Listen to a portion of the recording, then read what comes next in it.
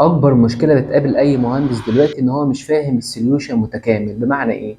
ممكن يبقى فاهم ستراكشر كيبلز بس مش عارف الستراكشر كيبلز ديت ايه الابلكيشنز اللي هيتبني عليها. ايه هي الاساسيات بتاعه الشبكه، ايه الهدف من انشاء الشبكه، وايه هي الاجهزه اللي ممكن ان انا اختارها جوه الشبكه بتاعتي، وازاي اختارها اصلا، وايه وظيفه كل جهاز ممكن يكون موجود في الشبكه بتاعتي. ممكن يبقى فاهم سيستم زي السيس تي في بشكل كويس، فاهم الفرونت اند والباك اند، السوفت وير والهارد وير بتوعه، بس مش عارف الانفراستراكشر بتاعته سواء داتا نتورك، ستراكشر كيبلز او اكتف داتا سويتشز ماشيه ازاي والتوبولوجي بتاعتها. وايه الاسئله اللي محتاج ان انا اسالها للاند كاستمر لو انا شغال مهندس بري سيلز.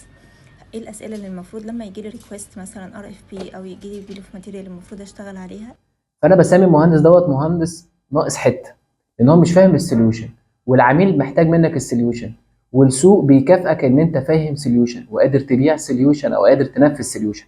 عشان كده احنا في الراوند الجديد بتاعنا من الكورس مركزين قوي قوي ازاي نقدم السوليوشن للمهندس، ونبدا معاه واحده واحده من اول جزئيه الباسيف، جزئيه الداتا سويتشز، لغايه الكنترول روم الخاص بالسيس تي في، يفهم البروسيس دي كلها ويقدر يبقى متخيل السوليوشن عامل ازاي ويشرحه لعميله.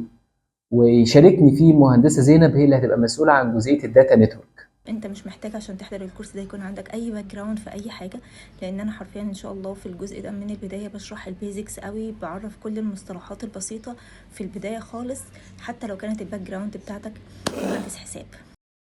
يشاركني في الكورس كمان المهندسه زينب حسن، من اشطر الناس في مجال الداتا نتورك في مصر، تبقى مسؤوله مينلي عن تشرح الاستراكشر كيبلز وتشرح الداتا سويتشز.